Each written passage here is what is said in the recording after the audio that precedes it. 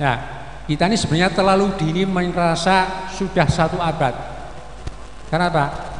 Kita belum punya kebanggaan apa-apa. Kita ini baru bisa kumpul orangnya. Tetapi secara ekonomi kita belum apa-apa. Secara politik juga belum apa-apa. Makanya sekarang ini 1 abad itu ini baru apa? Soft opening. Karena nanti akan kita rayakan besar-besaran kalau kita udah punya kebanggaan. Siapa kita? Siapa kita? Siapa kita? NKRI, harga mati, Pancasila jaya.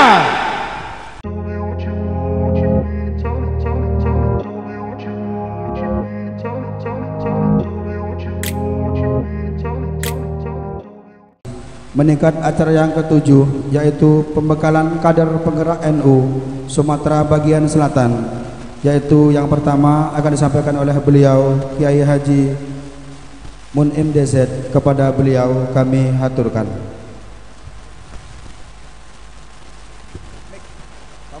Pak Mupit, mik.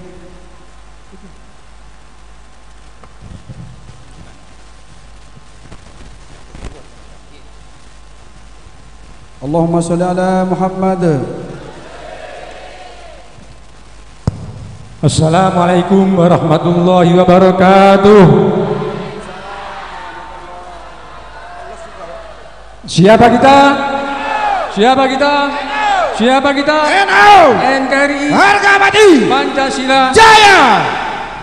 Bismillah, alhamdulillah, wassalatu wassalamu ala rasulillah Sayyidina Muhammad bin Abdillah, la haula wa la quwata illa billah.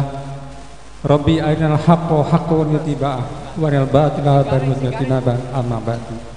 Al-mukarramun, para alim, para ulama, habib khusus, segenap jajaran pengurus Nahdlatul Ulama Oku Timur khususnya dan seluruh Sumbaksel pada umumnya yang saya hormati, semua koordinator kader penggerak yang ada di Sumatera bagian selatan, terutama Pak Sahri dan juga Gus Karim, dan juga para hadirin sekalian yang datang dari luar Sumbaksel, ada dari Jawa Timur, ada dari Jawa Tengah, Jawa Barat, dan juga Jakarta.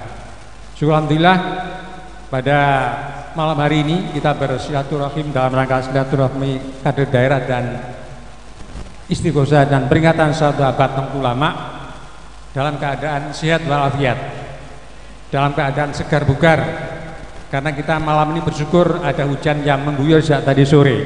Yang ini patut kita syukuri. Syukur ya? Alhamdulillah, betul bersyukur karena ini perjuangan kita diberkahi dan kita dilindungi dan disegarkan kita dengan hujan.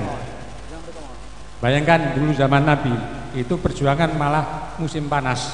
Pada waktu perang Tabuk itu beliau mengomando perang di musim panas.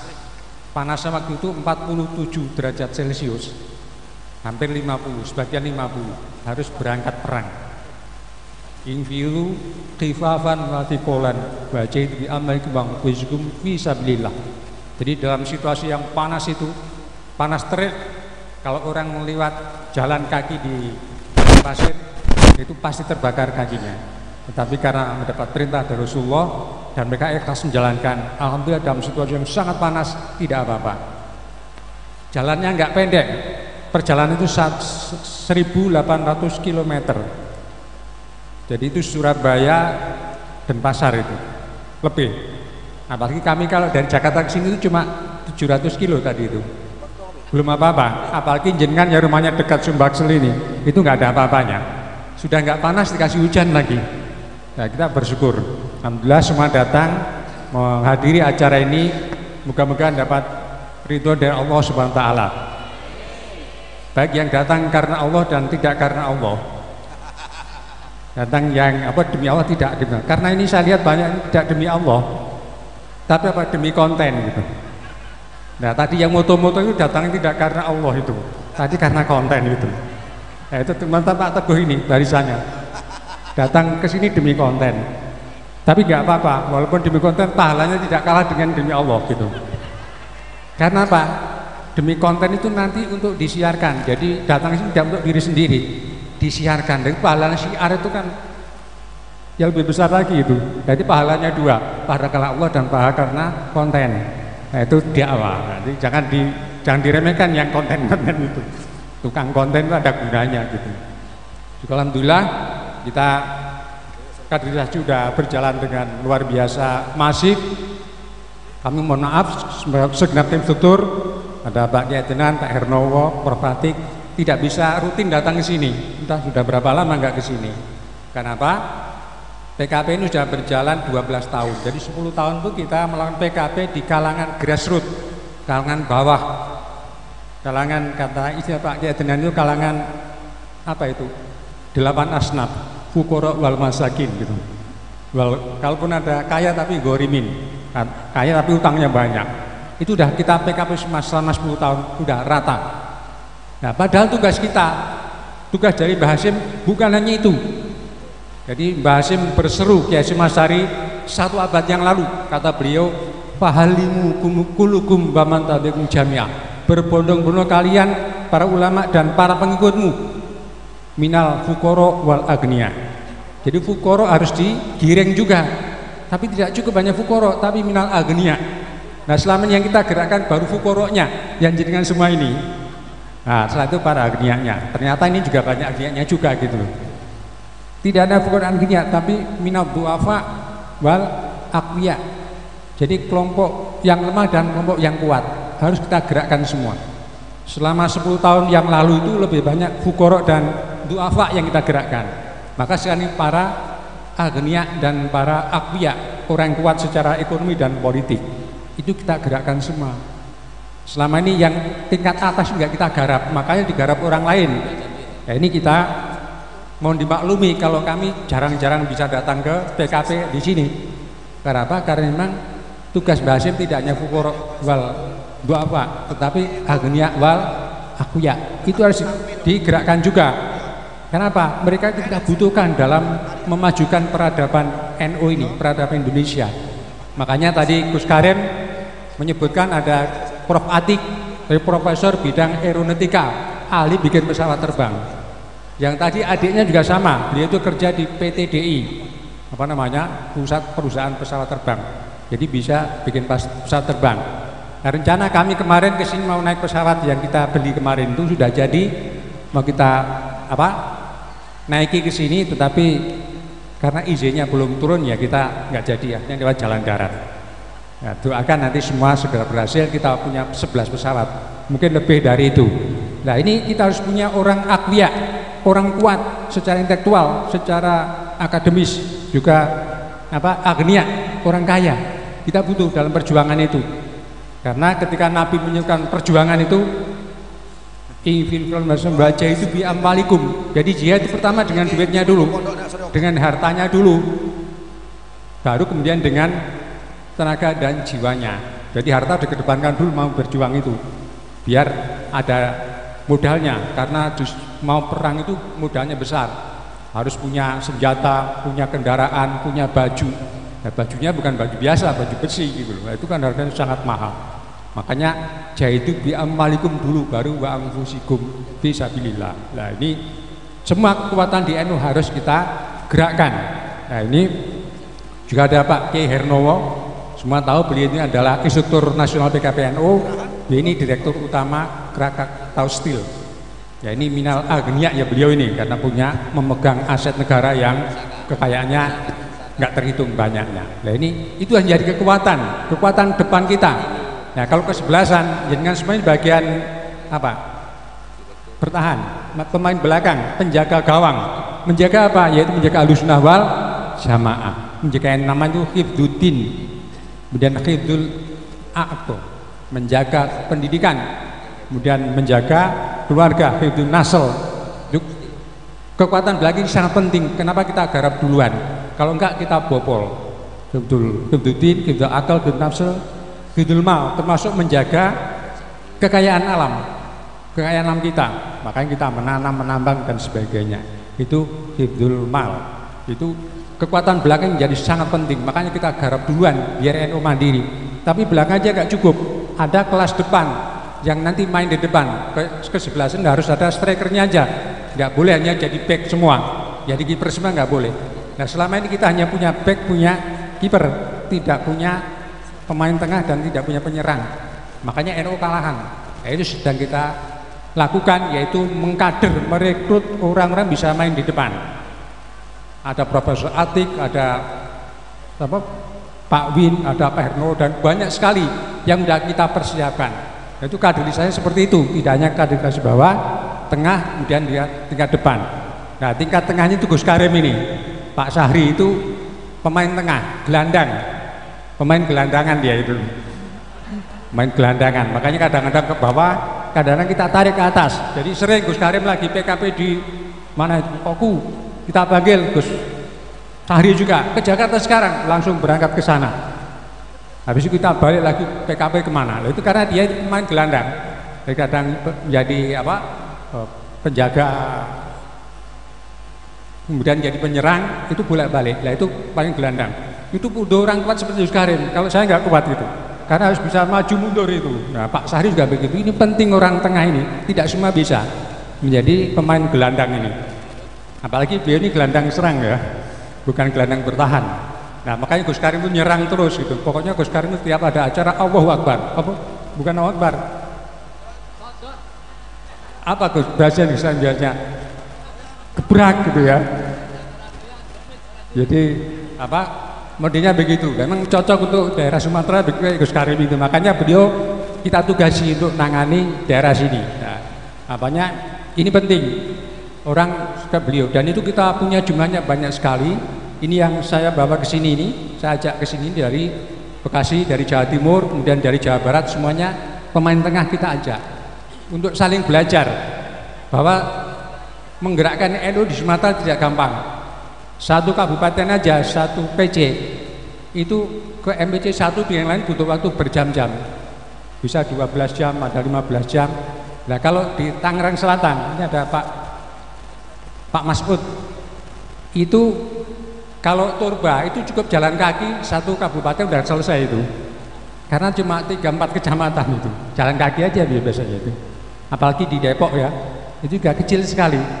Nah makanya di sini lebih berat.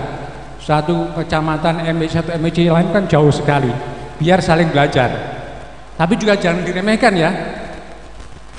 Depok itu atau Bogor, walaupun daerahnya seuplik, tapi jamaahnya banyak. Walaupun dia bisa berapa jam selesai Turba, tetapi salamannya nggak selesai 3 hari. Karena kalau dia kemarin anggotanya 200.000 kan. Kalau di sana Pak 2 juta itu. Apalagi Bogor itu jamaahnya itu 5 juta. Bayangkan salaman dengan 5 juta anggota NU kan tangannya sampai gosong itu. Nah, ternyata sama-sama susahnya.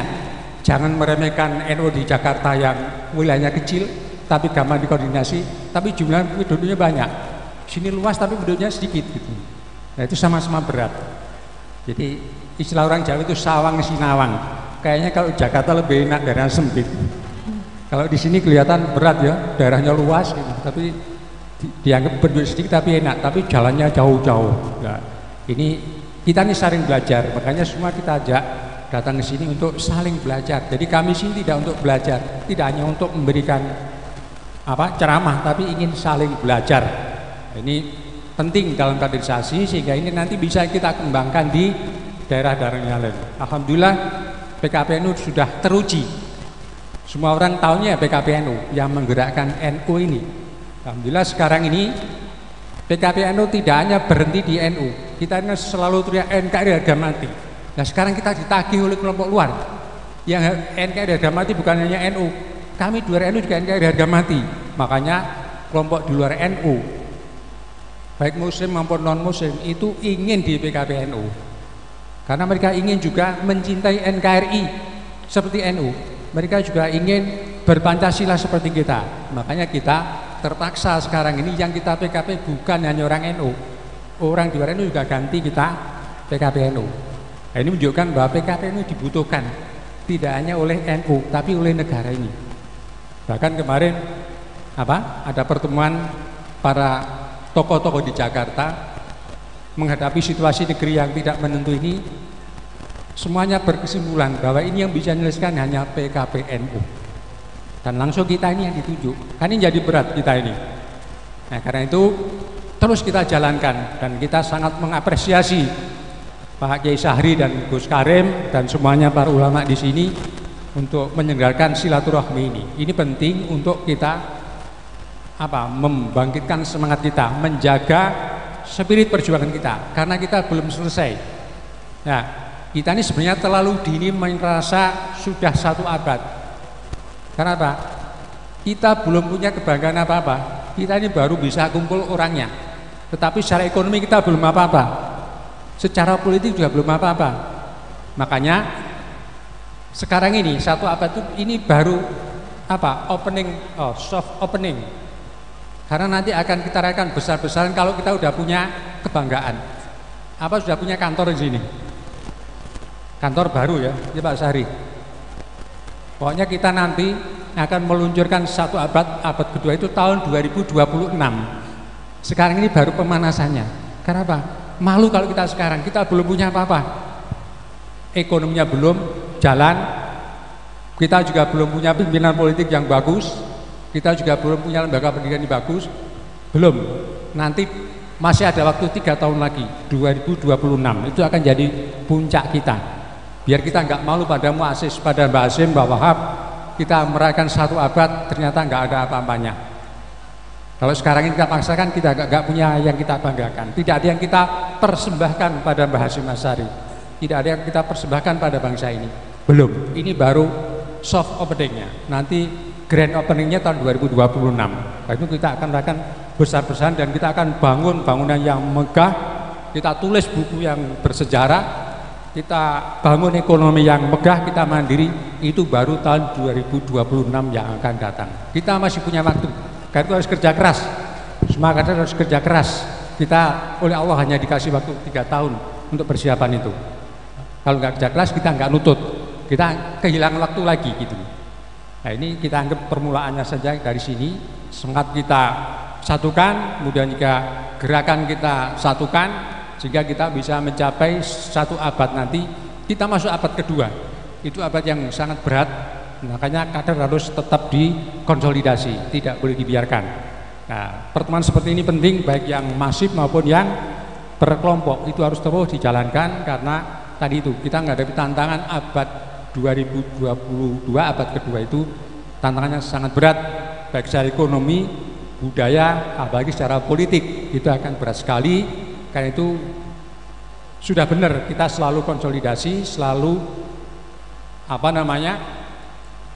konsolidasi ya. Kemudian juga tidak lupa adalah istighosah. Karena gerakan kita, strategi perjuangan kita kan jelas, pertama adalah tazawaru ya. Ada 3 mabadi nasilah itu menjadi pegangan kita, yaitu tazawaru ba'duhum ba'don. Kita saling mengunjungi satu sama lain. Itu artinya membangun jaringan kader, jaringan gerakan. Nah, yang kita kunjungi tidak hanya hidup, tapi yang sudah meninggal, yaitu harus kita kunjungi. Kenapa? Ini penting bagi tawasul kita, terhadap doa-doa kita. Kemudian setelah itu adalah tawasul, kita saling menasihati, saling tukar-menukar informasi. Makanya sekarang ini Bapak Ibu sekalian, kalau Bapak Ibu sekalian ziarah, itu jangannya ke kuburan, tetapi ke duriahnya, ke kiai yang ada di situ. Misalnya ziarah ke Mbah Hasim Asy'ari, harus ketemu dengan Kiai Tebu Ireng. Ziarah ke Bapak harus ketemu dengan Bapak. Di situ ada tawasul. Biar kita mendapatkan masukan, mendapatkan siraman rohani, mendapatkan spirit dari keluarga beliau, putra beliau. Kalau nggak ada ya ketemu PCNU atau kiai yang lain. Jadi tazawaru tidak cukup hanya dengan yang meninggal, tapi yang masih hidup, sehingga kita dapat spirit baru untuk berjamiah, untuk ber-NU dan ber-aswaja ini dan ber-NKRI. Nah, kemudian yang tidak kalah pentingnya setelah tazawaru, tawasul adalah taqarrub ilallah, yaitu istighosah. Kita mujahadah dan seterusnya. Itu ada bagian dari gerakan yang harus dilakukan tiap saat, tiap hari, tidak pernah berhenti. Ini adalah sudah menjadi ruh dari gerakan kita, baik gerakan fisik, organisasional, dan juga gerakan spiritual. Itu yang perlu kita tekankan sehingga kita bisa mencapai abad kedua. Kalau enggak, kita udah patah dengan jalan. Kan itu mekanisme kita cara kita untuk menjaga stamina ini. Dan Kiai Wahid Hasyim sudah memberikan strategi yang sangat bagus, sangat tepat, yaitu 3 mabadi nasrillah ini, yaitu tazawaru ba'dun ba'dun, tawasaw bil haq wa tawasaw sabr, dan ketiga adalah taqarrub ilallah. Sejauh 3 langkah ini kita jalankan, insya Allah kita akan bisa mencapai kebangkitan di abad kedua Nahdlatul Ulama nanti. Saya kira itu yang bisa kami sampaikan. Nanti akan dilanjutkan Pak Kiai Adnan juga Kiai yang lain akan berikan informasinya dan tausiahnya. Saya sekali lagi mengucapkan terima kasih dan ikut berbahagia, ikut bersemangat walaupun dalam keadaan hujan basah-basah, para peserta masih tetap di sini dan terus berdatangan, apalagi dinyanyikan lagu Mars PKP itu ya, jadi bergerak semuanya, yang dunia kedinginan jadi panas semua. Insya Allah dia akan masuk angin kalau menyanyikan lagu itu. Kalau lagu itu sudah diasmai oleh Kiai Husnul Ma'ad, jadi kita karang bersama gimana kita membagikan semangat menuju abad kedua itu, maka kita ciptakan lagu Hariku itu atau lagu Mars Nahdlatul Ulama. Saya kira itu yang bisa kami sampaikan. Terima kasih atas segala atensinya dan juga keseriusannya dan juga kekompakannya dalam gerakan Nahdlatul Ulama ini menyongsong abad kedua. Dan kami juga mohon maaf karena kami tidak bisa keseluruhan mengikuti PKP di sini.